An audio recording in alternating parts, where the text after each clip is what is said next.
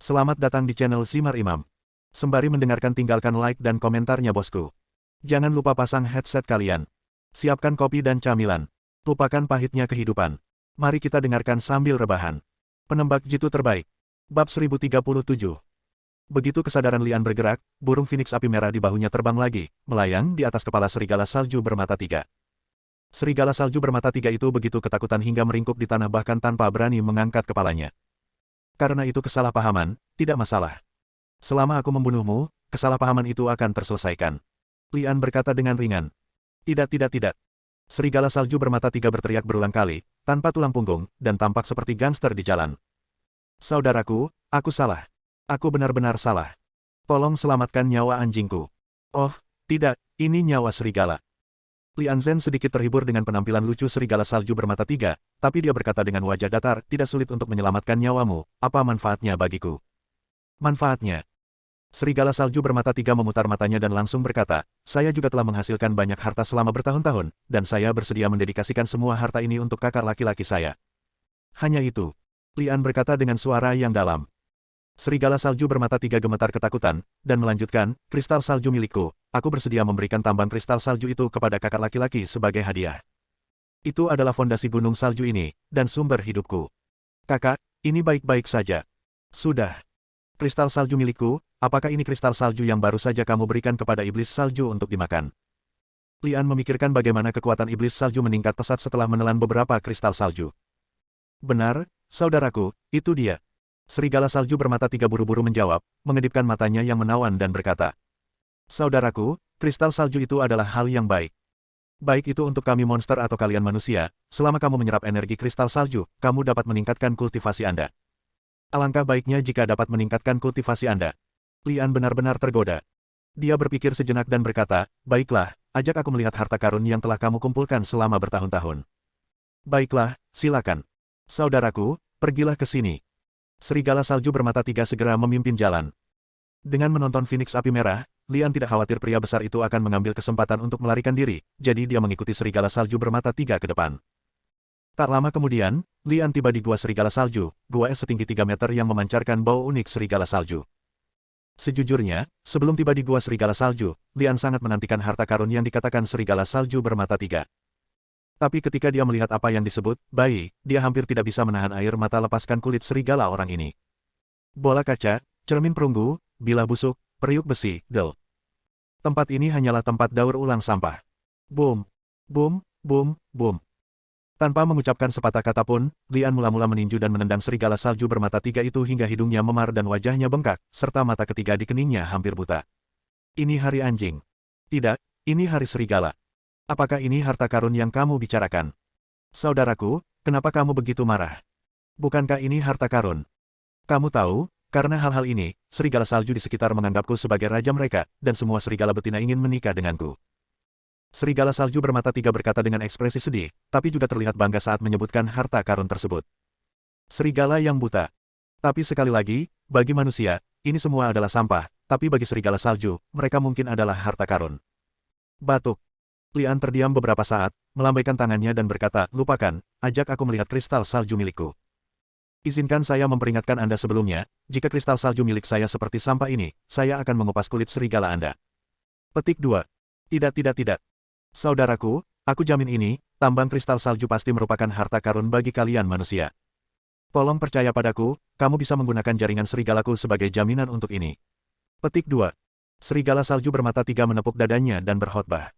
Jaringan serigala. Mendengar kata ini, Lian ingin mengalahkan binatang ini lagi.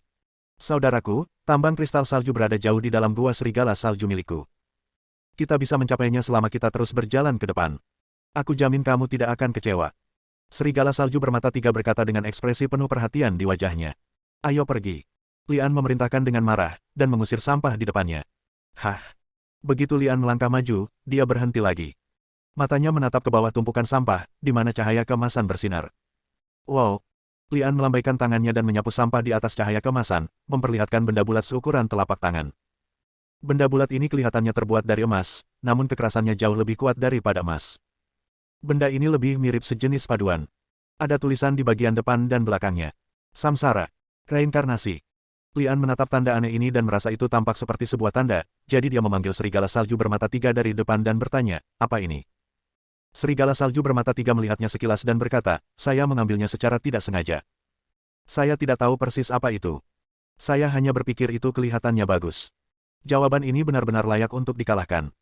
Melihat Lian terlihat salah, serigala salju bermata tiga buru-buru mundur 2 langkah dan berkata, saudaraku, jika kamu suka, ambil saja. Ini penghargaan kecil untukmu. Pria tak berdaya ini. Lian sedikit terhibur dengan kemunculan serigala salju bermata tiga. Dia menimbang, perintah reinkarnasi, yang aneh dan tidak tahu apa gunanya untuk saat ini, tapi dia merasa itu agak luar biasa, jadi dia menyimpannya. Ayo pergi. Perintah Lian setelah melihat lagi tumpukan sampah untuk memastikan tidak ada yang hilang. Serigala salju bermata tiga membawa Lian lebih jauh ke dalam gua, dan tak lama kemudian tidak ada jalan lagi. Lian tahu bahwa serigala salju bermata tiga tidak akan pernah berani berbohong padanya, jadi dia tidak terburu-buru dan hanya menatap serigala salju bermata tiga itu dengan tenang. Serigala salju bermata tiga itu terlihat berkeliaran di tempat beberapa saat, sesekali menjulurkan cakarnya untuk mencakar dinding gua, lalu rutin menginjak tanah sambil menggumamkan sesuatu. Lian menatap setiap gerakan serigala salju bermata tiga. Sebelum orang ini melepaskan iblis salju, dia merasa bahwa dia mengetahui semacam formasi, dan sekarang itu bahkan lebih terkonfirmasi. Sayangnya, Lian yang mahir dalam formasi gagal melihat petunjuk apapun. Mungkinkah yang diketahui serigala salju bermata tiga ini adalah formasi iblis, yang berbeda dengan formasi manusia? Lian memutuskan mencari kesempatan untuk bertanya. Terlepas dari apakah serigala salju bermata tiga mengetahui formasi iblis atau tidak, ada pepatah yang mengatakan bahwa keterampilannya tidak berlebihan, dan mempelajari formasi ini pasti akan membawa beberapa manfaat. Gemuruh. Bumi berguncang, retakan terbuka di dinding gua, dan lampu kristal menyala. Kristal salju milikku. Lian sedikit mengernyit, tambang kristal salju itu benar-benar rahasia. Setelah serigala salju bermata tiga membuka jalan, dia berbalik dan tersenyum pada Lian Mei, saudaraku, ada tambang kristal salju di depan. Setelah mengatakan itu, dia berlutut seolah memberi hormat pada Lian. Saudaraku, tolong. Lian mendengus pelan dan berkata, monster bermata tiga, kamu tidak harus bersikap sopan. Kamu harus melanjutkan. Tiga mata serigala salju bermata tiga itu menoleh dengan licik, dan dia mengerang dan berkata, baiklah, tidak apa-apa. Dengan mengatakan itu, serigala salju bermata tiga berdiri dan berjalan di depan lagi. Lian mengikuti di belakang, dengan api merah Lia Feng masih memantau setiap gerakan serigala salju bermata tiga. Bab 1038. Sebuah tambang besar muncul di depan Lian, dan kristal salju terlihat di depannya. Yang besar sebesar baskom, dan yang kecil sebesar kepalan tangan. Kristal salju bertatakan di dinding salju seperti potongan berlian mahal, mengandung kekuatan yang dahsyat. Saudaraku, aku bersedia mendedikasikan semua yang ada di hadapanku untukmu, dan aku bersedia menjadi adikmu dan melakukan yang terbaik untukmu. Serigala salju bermata tiga tergeletak di tanah, seperti pelayan setia. Lian dengan tidak masuk akal memandang serigala salju itu 3 kali. Kristal salju itu mengandung kekuatan yang sangat besar, itulah kekuatan yang dia butuhkan. Terutama jauh di dalam tambang kristal salju, bunga kristal salju merah muda bermekaran. Tampaknya hidup dan merupakan inti dari seluruh tambang kristal salju. Panggilan. Lian langsung melompat turun dan berjalan menuju bunga kristal salju yang sedang mekar. Phoenix api merah mengikuti, melayang di atas kepala Lian untuk melindunginya. Ketika Lian berjalan setengah jalan, alisnya tiba-tiba sedikit menegang, dan dia merasakan sesuatu yang aneh.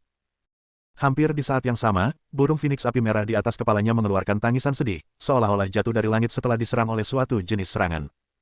Cek, cek. Serigala salju bermata tiga yang tergeletak di tempat tiba-tiba berdiri dan tertawa aneh. Dia tidak lagi menunjukkan sanjungan apapun. Wajahnya dingin dan dia berteriak penuh kemenangan. Anak nakal, kristal salju milikku adalah sumber hidupku. Tanpa mereka, aku tidak akan bisa melakukannya. Tidak dapat bertahan hidup. Ini jalan buntu, apakah kamu benar-benar berpikir aku akan memberikan tempat ini kepadamu? Perangkap. Lian berbalik dan menatap serigala salju bermata tiga. Serigala salju bermata tiga berkata dengan lebih bangga, sejujurnya, ini adalah urat kristal salju dan juga formasi kristal salju. Selama kamu masuk ke sini, ini adalah duniaku, dan semua orang harus sujud. Wah, menurutku kamu cukup kuat. Selama kamu bersedia menjadi pelayanku, aku bisa mempertimbangkan untuk menyelamatkanmu. Lian mendengus, mengulurkan tangannya untuk mengingat api merah Lia Feng, dan kemudian melanjutkan berjalan menuju bunga kristal salju. Brengsek, apa kau tidak mendengarku? Serigala salju bermata tiga meraung dan marah, dan sikap Lian yang mengabaikannya membuatnya sangat tidak bahagia. Lian terus bergerak maju. Mencari kematian. Serigala salju bermata tiga menginjak tanah dengan kaki depan kanannya, dan seluruh tambang kristal salju dipenuhi dengan cahaya kristal, menjalin jaringan kristal yang besar dan padat dan menutupi Lian. Lian berhenti sebentar, lalu bergerak cepat untuk menghindari garis-garis kristal neon itu. Pak! Seberkas cahaya kecil melewati bahu Lian segera dibelah, dan bercak darah muncul di kulit yang keras. Hal ini membuat Lian sedikit mengernyit. Garis fluoresen kristal ini sangat tajam, seperti senjata laser. Melihat hal ini, serigala salju bermata tiga kembali berteriak penuh kemenangan. Nak, tahukah kamu betapa kuatnya formasi kristal salju ini? Aku akan memberimu satu kesempatan terakhir untuk menyerah, atau kamu akan dipotong-potong oleh kristal salju ini. Petik 2. Lian masih mengabaikan serigala salju bermata tiga dan menatap bunga kristal darah merah muda. Beberapa sinar cahaya lagi datang. Lian mengguncang punggungnya, menumbuhkan sepasang sayap, dan mengepakkan Lian untuk terbang, dengan cerdik menghindari serangan cahaya itu. Namun, cahaya yang lebih besar, lebih kuat, dan lebih padat menyelimutinya. Hah! Melihat sayap tumbuh di punggung Lian, serigala salju bermata tiga itu terkejut, lalu berkata dengan nada meremehkan. Tidak ada gunanya, tidak peduli seberapa cepat kamu tidak dapat sepenuhnya menghindari serangan sinar kristal salju ini. Selama kamu tertabrak, kamu mati. Lian berbalik dan melirik Snow Wolf 3 kali, mendengus dingin di hidungnya. Pada saat ini, sinar kristal salju setebal ibu jari muncul di langit dan memotong ke arah leher Lian. Sepertinya Lian tidak bisa melarikan diri. Pada saat ini, tubuh harimau Lian bergetar, dan tubuhnya setengah emas dan setengah hitam. Sayap di punggungnya juga berubah warna, dan potongan sisik muncul dari tubuhnya, membentuk pakaian perang. Serigala salju bermata tiga tidak bisa menahan gemetar ketika dia melihat Lian berubah lagi, dengan tanduk tumbuh di kepalanya, seperti iblis yang hidup. Tidak ada gunanya, akulah masternya di sini, tidak ada orang lain. Serigala salju bermata tiga itu meraung saat menyaksikan sinar kristal salju setebal ibu jari melintasi leher Lian. Ia menunggu untuk menertawakan kepala Lian ketika jatuh ke tanah, tetapi kepala Lian tidak berguling ke bawah dari leher, sinar kristal salju setebal ibu jari pecah dan menghilang. Bagaimana ini bisa terjadi? Serigala salju bermata tiga memandang segala sesuatu di depannya dengan tidak percaya, dan kemudian pemandangan yang lebih menakjubkan muncul. Begitu sayap Lian mengepak di belakang punggungnya, dia bergegas menuju bunga kristal darah dengan kecepatan teleportasi. Jika dia menemukan sinar kristal salju yang tidak dapat dihindari di jalan, dia akan langsung menghancurkannya dengan tinjunya dan memotong jalur berdarah. Dalam sekejap mata, Lian tiba di depan bunga kristal darah dan mengulurkan tangan untuk memegang bunga seukuran telapak tangan itu. Tidak. Serigala salju bermata tiga itu meraung, ketika matanya dipenuhi mata merah, dan suaranya bahkan bergetar. Brengsek, kamu tidak tahu apa yang kamu lakukan, hentikan. Apakah kamu mendengarnya? Aku sudah bilang padamu untuk berhenti. Petik 2. Lian mengabaikan serigala salju bermata tiga itu, tetapi mengulurkan tangannya untuk menariknya keluar, merasakan bunga kristal darah itu terkurung di tanah oleh kekuatan yang kuat. Lian mendengus di hidungnya dan menggunakan tangannya untuk menghancurkan kekuatannya. Terdengar suara, pop. Bunga kristal salju terputus dari tanah dan diserahkan ke tangan Lian. Oh tidak. Serigala salju bermata tiga meraung di gurun, berbalik dan lari. Hampir pada saat yang sama, tanah berguncang, dan seluruh tambang kristal salju tampak seperti akan runtuh. Dengan suara, ledakan, sebuah batu es besar jatuh dan menghalangi pintu masuk. Serigala salju bermata tiga hampir hancur berkeping-keping oleh batu besar. Dia berbalik dan berteriak pada Lian dengan mengeluh, lihat hal baik apa yang telah kamu lakukan. Kamu telah melepaskan iblis yang sebenarnya. Setan. Lian merasakan kekuatan jahat datang dari bawah kakinya. Sayap di belakang punggungnya bergerak sedikit, dan dia terbang ke udara. Adapun bunga kristal salju, sudah dikumpulkan oleh Lian. Siapa itu? Sebuah suara datang dari tanah retak, dan mata aneh terlihat samar-samar. Pada saat ini, jaring kristal yang awalnya menyerang Lian telah menghilang, dan kristal salju yang tampak jernih tampak tertutup lapisan debu dan menjadi redup. Formasi kristal salju rusak. Lian mengerutkan kening, merasa formasi yang disebutkan oleh serigala salju bermata tiga telah menghilang, atau rusak parah. Formasi kristal salju tidak diatur oleh serigala salju bermata tiga, ini lebih seperti anjing penjaga di sini. Tujuan sebenarnya dari pembentukan kristal salju adalah penindasan. Itu adalah iblis yang dikatakan oleh serigala salju bermata tiga. Ada iblis yang terperangkap jauh di dalam tambang kristal salju. Iblis akan segera muncul, dan itu semua ada hubungannya dengan Ang Li yang mengambil bunga kristal salju. Serigala salju bermata tiga telah berlutut di tanah, kepalanya hampir menyentuh tanah, dan berteriak dengan suara gemetar, bermata tiga untuk memberi penghormatan kepada Kaisar Yan. Bab 1039. Kaisar Yan. Kelopak mata Lian sedikit tenggelam, menatap mata aneh di celah tanah. Api terdiri dari dua kata untuk api. Raja Iblis yang disegel di bawah pasti berhubungan dengan api, dan susunan kristal salju ini adalah objek pengekangan, dan dia secara tidak sengaja menghancurkan susunan kristal salju. Namun, pihak lain tidak segera keluar, seolah-olah masih tunduk pada beberapa batasan. Benar saja, sebuah suara terdengar lagi dari dalam tanah, binatang bermata tiga, ternyata itu kamu, binatang itu. Kamu telah menjagaku di sini selama bertahun-tahun. Aku akan membalas budi kamu dengan baik ketika aku keluar. Serigala salju bermata tiga sangat ketakutan hingga hampir terbang keluar dari jiwanya, dan berkata dengan suara gemetar, Kaisar Yan, Anda salah paham, saya tinggal di sini di bawah perintah Putri Kaisar Jiwa Es. Faktanya, saya sama seperti Anda. Saya terjebak di sini dan tidak bisa pergi kemanapun. Putri Kaisar Jiwa Es. Entah kenapa, Lian tiba-tiba teringat akan kekuatan Jiwa Es dan tubuh Jiwa Es yang dikatakan Guyu. Itu pasti ada hubungannya dengan apa yang disebut orang suci ini. Jadi, kamu dan aku berada di perahu yang sama. Kaisar Yan mencibir. Serigala salju bermata tiga berteriak gembira, ya, benar, Kaisar Yan dan saya memiliki pikiran yang sama. Kalau begitu, kamu bisa membuka segel terakhir di tubuhku, lalu membunuh wanita tua itu bersamamu setelah aku meninggalkan area terlarang ini. Serigala salju bermata tiga gemetar dan memutar matanya sambil berkata, Kaisar Yan, aku bersumpah, aku benar-benar ingin membuka segelmu dan membiarkanmu keluar. Tapi, Putri Kaisar Jiwa Es hanya memerintahkanku untuk berjaga di sini, tapi dia tidak mengajariku teknik membuka segel. Kalau tidak, aku akan membiarkanmu keluar, Kaisar Yan. Bumi mulai bergetar lagi, memperlihatkan amukan orang-orang di bawah. Kaisar Yan, tenanglah dan katakan yang sebenarnya, jika tidak, kamu tidak akan mencoba segala cara untuk menghancurkan formasi kristal salju ini. Serigala salju bermata tiga berkata dengan tergesa-gesa. Wajah Lian menjadi gelap ketika dia mendengar ini. Terlepas dari apakah serigala salju bermata tiga itu mengatakan yang sebenarnya atau bohong, karena iblis ingin keluar, dia memiliki tanggung jawab. Meskipun iblis itu masih tunduk pada segel lain untuk saat ini, menilai dari situasi saat ini, tidak akan terlalu jauh baginya untuk melihat terang hari lagi. Memikirkan hal ini, Lian mengeluarkan arai perangkap iblis dan melemparkannya ke celah di tanah. Nak, apa yang ingin kamu lakukan? Teriakan marah terdengar dari tanah. Kaisar Yan telah berbicara dengan serigala salju bermata tiga, tetapi dia tidak melupakan keberadaan Lian. Dia ditemukan oleh Lian segera setelah dia pindah. Energi hitam berubah menjadi tangan iblis dan meraih Lian. Itu sedikit terkena suhu tinggi dan berubah menjadi api iblis. Bang! Lian melepaskan api merah Phoenix dan menyerang tangan ajaib itu. Setelah keduanya bertabrakan, getaran di tambang menjadi lebih parah, dan ada kemungkinan kehancuran total kapan saja. Api merah. Haha, ini tonik yang bagus. Tonik yang bagus. Ekspresi Lian berubah mendengar apa yang dikatakan pihak lain, dia sebenarnya ingin memakan Red Flame Phoenix. Phoenix api merah adalah objek pelindung Lian. Bisa kaki membiarkan pihak lain berhasil. Dengan jentikan pergelangan tangannya, Lian mengambil kembali api Phoenix merah, yang membuat Kaisar Yan marah. Nak, serahkan Cian. Sebuah kekuatan yang kuat kemudian menyerang, dan dengan ledakan, Lian terlempar keluar dan menabrak dinding gua. Lian merasakan rasa manis di tenggorokannya, mengeluarkan aliran darah, dan berteriak. Yadi! Cek-cek! Kaisar Yan tertawa aneh dan berbicara dengan suara yang dalam. Wah, aku tidak menyangka kamu bisa menahan pukulan kekuatan Yadi tanpa mati.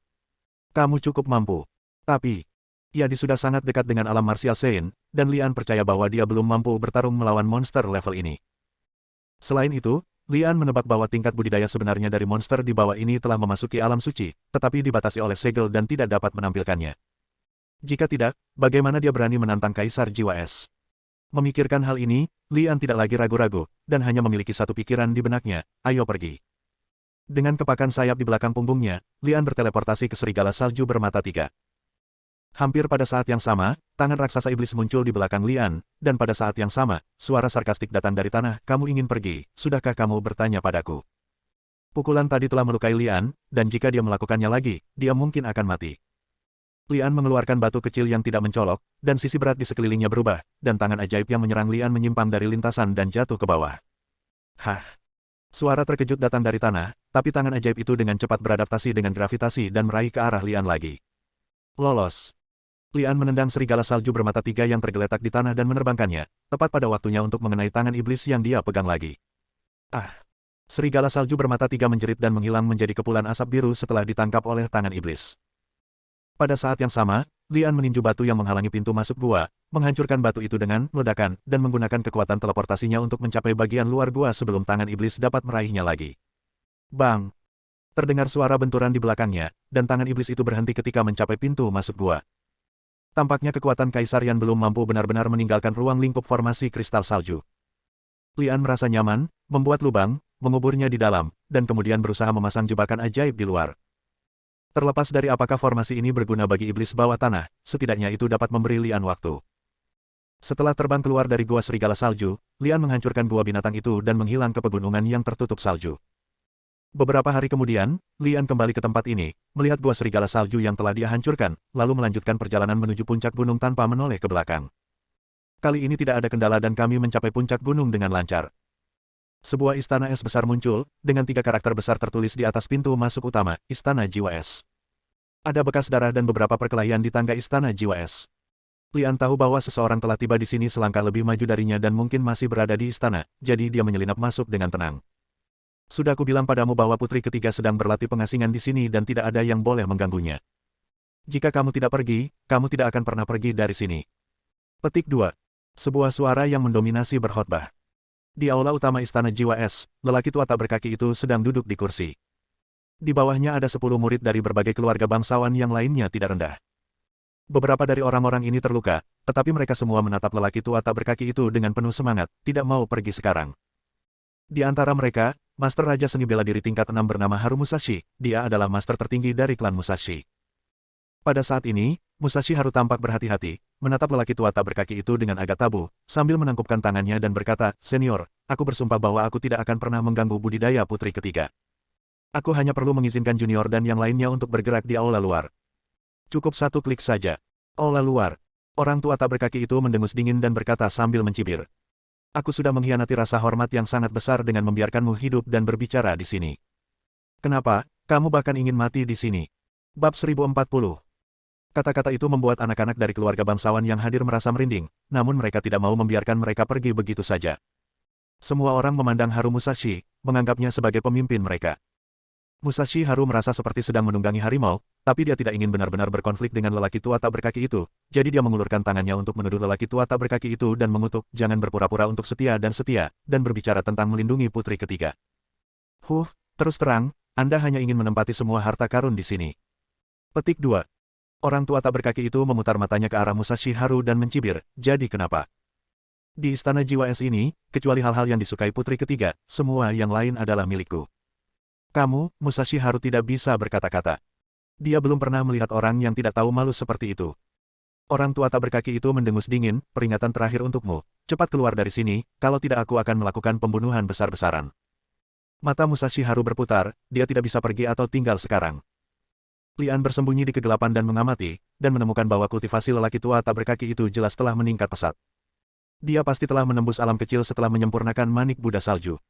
Memikirkan manik-manik Buddha salju diambil oleh lelaki tua tak berkaki itu, Lian merasa sedikit tidak senang, jadi dia ingin keluar dan memberi pelajaran pada lelaki tua tak berkaki itu. Pada saat ini, Lian tiba-tiba menoleh ke belakang, dan bulu kuduknya berdiri. Ini adalah reaksi alami ketika menghadapi bahaya yang ekstrim. Apakah iblis itu berhasil menembus segelnya? Lian bergumam di dalam hatinya. Perasaan ini persis sama dengan perasaan iblis di tambang kristal salju. Panggilan. Hembusan angin kencang datang, dan sebelum orang-orang pulih, mereka melihat sesosok tubuh jatuh ke aula. Lian merasa lega.